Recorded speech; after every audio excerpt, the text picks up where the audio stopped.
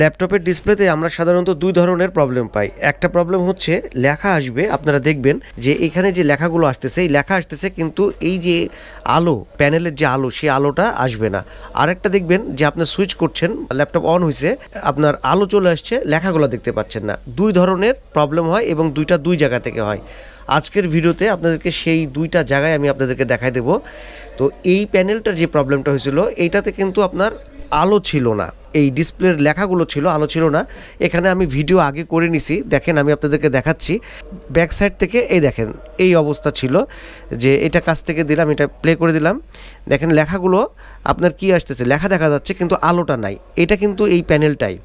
এবং এটার ব্যাক সাইডে এই যে দেখাচ্ছি আপনাদেরকে, ব্যাক সাইডে জাস্ট আমি একটা ওয়ারিং করে দিয়েছি, জাস্ট একটা জাম্পার করছি একটা পিনের সাথে আরেকটা পিনের কানেকশন করাতে, কিন্তু দেখেন এই প্রবলেমটা 100% সলভ হয়ে গেছে।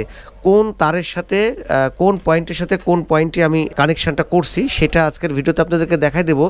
এছাড়াও প্যানেলগুলোতে আরেকটা সবচেয়ে বেশি প্রবলেম হয়, সেটা হলো আলো থাকবে কিন্তু এই যে লেখাগুলো আছে এই লেখাগুলো কিন্তু আসে না, সমস্যা করে। তো এটাও কোথায় থেকে সলভ করবেন সেটা, এই দুইটা বিষয়ই আজকের ভিডিওতে আমি আপনাদেরকে দেখাবো। ইনশাল্লাহ ভিডিওটা ভালো লাগবে আপনাদের কাছে। এই ডেল ল্যাপটপের মাদারবোর্ডের এখানে আছে কানেক্টর, আমি কানেক্টর থেকে আপনাদেরকে দেখাবো। একটু আপনারা ভিডিওটা না টেনে দেখবেন, তাহলে সেক্ষেত্রে এই বিষয়টা পুরো ধারণা আপনারা একদম ক্লিয়ার কিন্তু পেয়ে যাবেন। ভবিষ্যতে ক্যামেরার দিকে একটু দেখানোর চেষ্টা করব আমরা। এটা হলো পুরো আপনার কানেক্টর। তো এই কানেক্টরটার এক পাশে, এই পাশ থেকে শুরু করলে এই পাশে আছে 15টা পিন এবং এর অপোজিট সাইডে 16 থেকে আবার চলে গেছে। এই বিষয়গুলো আমরা বোর্ড ভিউ থেকেও দেখব। এবং এখানে আমরা কিছু সার্কিট দেখতে পাচ্ছি, যেটা আমি বলতেছিলাম আপনাদেরকে ল্যাপটপের সবচেয়ে বড় প্রবলেম হয় যেটা, সেটা হলো এলসিডি ভিডিডি বলে একটা সেকশন আছে, সেই সেকশনে হচ্ছে সবচেয়ে বেশি প্রবলেম হয়। আর একটা ব্যাকলিড অ্যানাবল, এখানে কিন্তু এই প্যানেলটাতে ছিল ব্যাকলিড অ্যানাবলের প্রবলেম। জাস্ট আমি ব্যাকলিড অ্যানাবলটা অ্যাক্টিভ করে দিয়েছি, আপনার প্যানেলে আলো চলে আসছে এবং প্যানেলটা কিন্তু সলভ হয়ে গেছে। এবং এই জিনিসটার জন্য আপনারা দেখতে পান, সেজন্যই আমি আগেই এই ভিডিওটা করে নিছি। আমি আপনাদেরকে দেখাবো যে এলসিডি ভিডিডির এই সার্কিটটা কিভাবে কাজ করে সেইটা। তার আগে এইটার কথা বলে দিই যে এই ব্যাকলিড অ্যানাবলটা কত নাম্বার থেকে কত নাম্বার পিনে আপনার হচ্ছে আমরা কানেকশানটা করছি দেখেন। সেটার জন্য দেখার জন্য আমরা এই স্ক্রিনে একটু আসবো। তো ব্যাকলিড অ্যানাবল এটা হচ্ছে আপনি স্ক্রিনের যেটা প্যানেল, সেই প্যানেলের ডাটাশিটটা নেবেন। ডাটাশিটের 36 নাম্বার পিন বিএল অ্যানাবল মানে ব্যাকলিড অ্যানাবল। তো এই ব্যাকলিড অ্যানাবলটা আমাদের কত ভোল্ট থাকবে, 3.3 ভোল্ট থাকবে। তো এইটা কিন্তু অনেক প্রবলেম হয়, এটা মিসিং ছিল।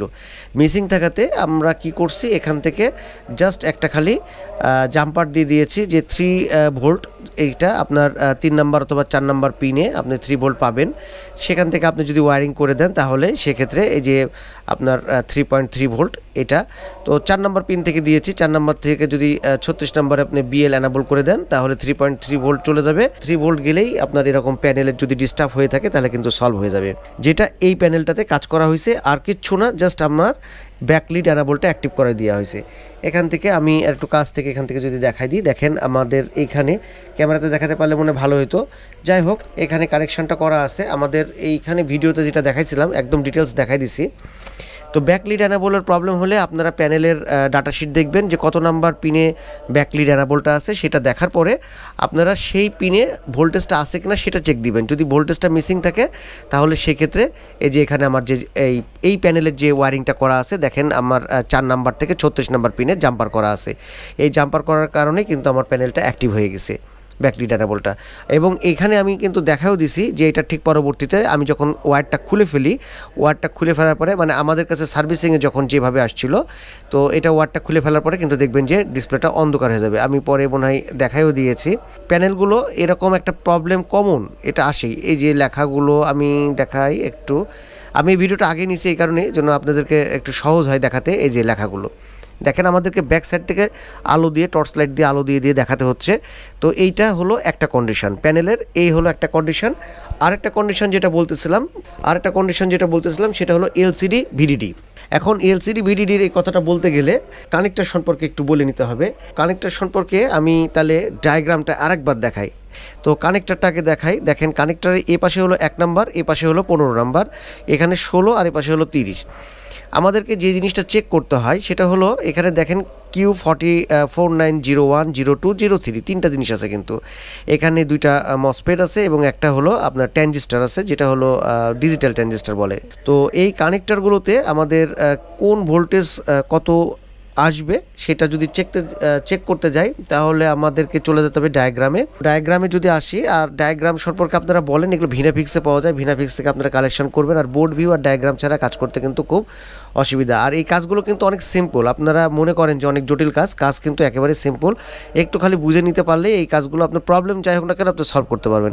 এখানে লেখা আছে দেখেন ডিসি ব্যাট আউট এলসিডি। এই ডিসি ব্যাট আউট মানে আপনি যে মেন ভোল্টেজটা দিচ্ছেন অ্যাডাপ্টারের থেকে আসতেছে সেই ভোল্টেজটা। এই যে এই নামটা কিন্তু চেঞ্জ হয়েছে, কোথায় চেঞ্জ হয়েছে? এখানেই চেঞ্জ হয়ে আছে, এখানে কোনো একটা জায়গায় দেখবেন যে নামটা কিন্তু চেঞ্জ হয়। আপনি এটাকে কপি নেবেন, দিয়ে এখানে সার্চ দিলে দেখতে পাবেন ডিসি ব্যাট আউট এলসিডি। এটা কি অ্যাকচুয়ালি ডিসি ব্যাট আউট, মাদারবোর্ডের যে মেন অ্যাডাপ্টার ভোল্টেজ সেই ভোল্টেজটাই হলো ডিসি ব্যাট আউট এলসিডি নামে। এখানে একটা ফিউজের মাধ্যমে এটা নামটা পরিবর্তন হয়েছে। এই যে ডিসি ব্যাট আউট এলসিডি, এটা একটা ফিউজের মাধ্যমে 4901, এই ফিউজের মাধ্যমে ডিসি ব্যাট আউট এলসিডি নামটা হয়েছে। তো ফিউজটা আমরা দেখব, আপনারা এই জায়গাগুলো একটু ভালো করে দেখে নেন, তাহলে সেক্ষেত্রে আমি যখন আবার ওই স্ক্রিনে যাব তখন সেক্ষেত্রে আপনাদের একটু বুঝতে সুবিধা হবে। তো ডিসি ব্যাট আউট এলসিডি এটা আমাদের 1 এবং 2 এই নাম্বারে আসছে কিনা আপনারা চেক দিবেন। এইভাবে আমি যেভাবে দেখাচ্ছি এইভাবে চেক দিবেন, তাহলে এলসিডি ভিডিডির যেটা সবচেয়ে প্রবলেম হয় যে আপনার সাদা হয়ে থাকবে, এটা কিন্তু আপনারা সলভ করে ফেলতে পারবেন, নর্মালি সলভ করবেন। তো দেখেন এটা 1 এবং 2 এবং 30 এই তিনটা পিনের সাথে কানেক্টেড হচ্ছে ডিসি ব্যাট আউট এলসিডি। তো এখানে আমাদের 19 ভোল্ট এটা আসছে কিনা সেটা আপনারা চেক দিবেন। এলসিডি ভিডিডির যেই পিনটা সেটা হলো দেখেন এখানে দেওয়া আছে 16 এবং 17, এই পিনটাতে দেওয়া আছে এলসিডি ভিডিডি। এই যে এলসিডি ভিডিডি এখানে থাকবে হলো 3.3 ভোল্ট, এই ভোল্টেজটা মিসিং হয়ে যায়, সবচেয়ে বেশি প্রবলেম হয় হচ্ছে আপনার এই ভোল্টেজটাতে। তাহলে সেই ক্ষেত্রে ডিসি এই এলসিডি ভিডিডির সার্কিটটা হলো, আমরা যদি যাই যেটা ক্যামেরাতে আপনারা দেখছেন সেটা হলো এলসিডি ভিডিডির সার্কিটটা, এটা হলো সেই সার্কিট। এই সার্কিটটা একটু বুঝতে হবে, এই সার্কিটটা যদি আপনি বুঝেন তাহলে যে কোনো মাদারবোর্ড যেটাই হোক না কেন আপনি কিন্তু এটা ইজিলি সলভ করতে পারবেন। আচ্ছা এইটা কি জিনিস? এখানে লেখা আছে 3.3D3V মানে 3.3 ভোল্ট S5 অ্যাডাপ্টার যখন দেওয়া হবে তখন এখানে 3.3 ভোল্ট থাকবে। এবং এই পাশে দেখেন লেখা আছে 4 নাম্বার পিনে কত লেখা আছে এলসিডি ভিডিডি, এ পাশে 3.3 ভোল্ট আসবে। কখন আসবে? যখন আফটার সুইচিং 15 ভোল্ট আপনার যখন আসবে, এই রেজিস্টার ক্রস করে এখানে কিছু ভোল্টেজ ড্রপ করবে, গেটে হিট করবে এবং তখন 3.3 ভোল্ট এখানে চলে আসবে। তো Q49টা হলো A60402A। এই জিনিসটা কি সেই জিনিসটা আমরা একটু দেখে আসি। আমি ডাটা শিট ওপেন করে রাখছি আপনাদের বোঝার সুবিধার্থে। এন চ্যানেলের একটা মসফেট, তো এন চ্যানেলের মসফেট তখনই কাজ করবে যখন গেটে আমাদের একটা হাই ভোল্টেজ থাকবে। তো গেট ভোল্টেজটা যখন হবে তখন আমাদের 3 ভোল্ট চলে আসবে। এখন এখানে কিছু প্রোটেকশন এবং কিছু লজিক দেওয়া আছে, যেমন Q4902। তো আমরা এটাও দেখব এটা কি জিনিস। এখানে দেখেন লেখা আছে এন চ্যানেল, এটাও মসফেট কিন্তু ইএসডি প্রোটেকশনের জন্য ব্যবহার করা হয়, এটা কিন্তু প্রোটেকশনের জন্য ব্যবহার করা হয়।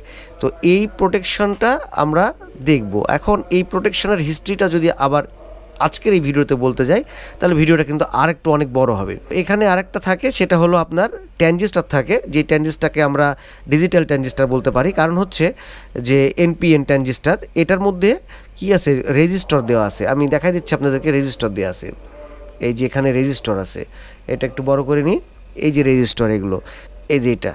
তো এইটার সিস্টেমটা হচ্ছে, এবার আসেন আমরা এখানে দেখব। এখানে আমরা দেখতেছি দেখেন F4901, এটা দিস ইজ দ্য ফিউজ। তো এই ফিউজটা পার হবে, যে তখন বলছিলাম যে ডিসি ব্যাট আউটটা কী হবে আপনার কনভার্ট হয়ে যাবে। আচ্ছা এই ভোল্টেজটা হচ্ছে ডিসি ব্যাট আউট, আমাদের অ্যাডাপ্টার ভোল্টেজটা ফিউজের ঠিক এই পাশে যখন চলে আসবে তখন হয়ে যাবে এলসিডি। এই ভোল্টেজটা আমাদের চলে আসবে এখানে, যে মসফেটের 1, 2 এখানে যদি আমরা খুব ভালো করে ট্র্যাকটা খেয়াল করি, আপনারা যদি আজকের এই ভিডিওটা একটু মন দিয়ে দেখেন, আমার মনে হয় এলসিডি ভিডিডি নিয়ে আপনাদের আর কখনো কোনো সময় প্রবলেম হবে না। তো এখানে আমরা কি দেখতে পাচ্ছি, যেই মসফেটটা দেখতে পাচ্ছি, এই মসফেটটা এর হচ্ছে 1 এবং 2, এই পাশে থেকে 1 এবং 2 এটা দেখেন একটা ট্র্যাকের উপরে আছে, এবং 5 এবং 6 একটা ট্র্যাকের উপরে আছে।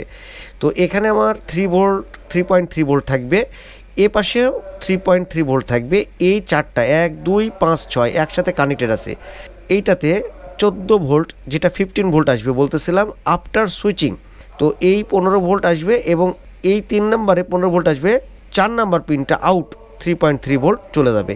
এই 3.3 ভোল্টটা এলসিডি ভিডিটি আমাদের কত নাম্বার আমরা দেখছি হচ্ছে 16 এবং 17তে এলসিডি ভিডিটি।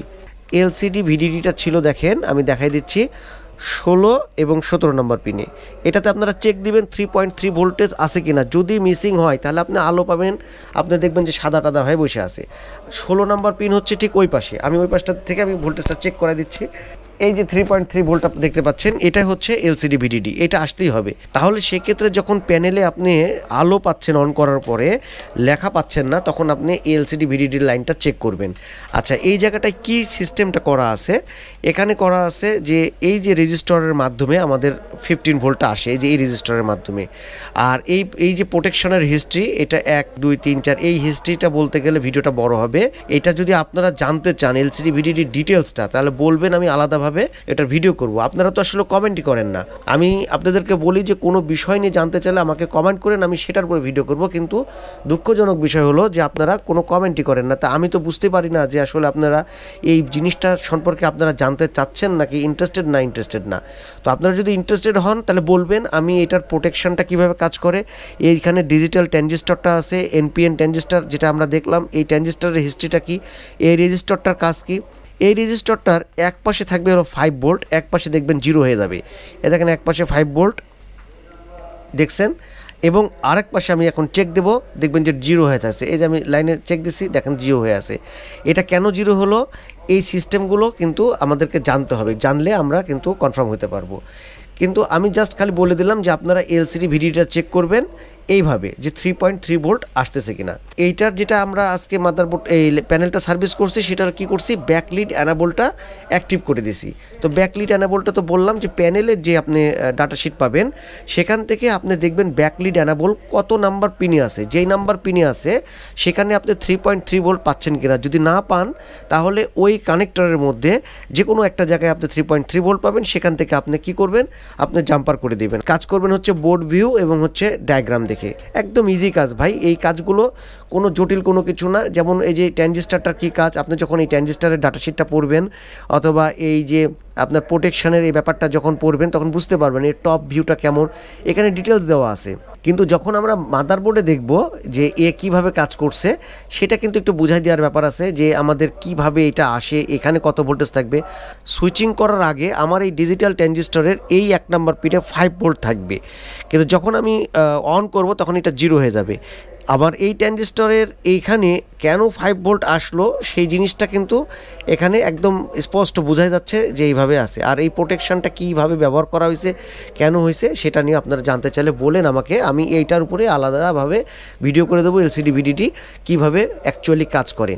তবে বেসিক হলো যে আপনারা এই ভোল্টেজটা 3.3 ভোল্টেজটা কানেক্টর পর্যন্ত যাচ্ছে কিনা সেটা চেক করবেন। যদি না থাকে কিভাবে আসলে কাজটা হয়েছে, কেন যাচ্ছে না সেটা দেখবেন, তাহলে আশা করি আপনারা প্যানেলটাকে সলভ করে ফেলতে পারবেন। তো আজকের ভিডিও গাইস এটাই ছিল, আপনাদেরকে জাস্ট শেয়ার করলাম এই ধরনের প্রবলেম হলে আপনারা কিভাবে সলভ করতে পারেন প্যানেলগুলো। সাধারণত যে দুইটা প্রবলেম বললাম, একটা ব্যাকলিড অ্যানাবল অফ হয়ে যায় আর একটা এলসিডি ভিডিডির প্রবলেম হয়, এই দুইটাই প্রবলেম হয় সাধারণত। তো এই দুটার উপরে আপনারা যদি একটু ডায়াগ্রাম এবং বোর্ড ভিউ নিয়ে একটু স্টাডি করেন তাহলে সেক্ষেত্রে এই ধরনের প্রবলেমগুলো আপনারা খুব ইজিলি সলভ করতে পারেন। আজকের মতন ভিডিও এখানেই শেষ করব। কেমন লাগলো আজকের ভিডিও অবশ্যই কমেন্ট করে জানাবেন, যদি ভালো লাগে তাহলে অবশ্যই লাইক দিবেন। আর কি করবেন, আমাদের চ্যানেলটা যদি সাবস্ক্রাইব না করে থাকেন অবশ্যই সাবস্ক্রাইব করে দিবেন।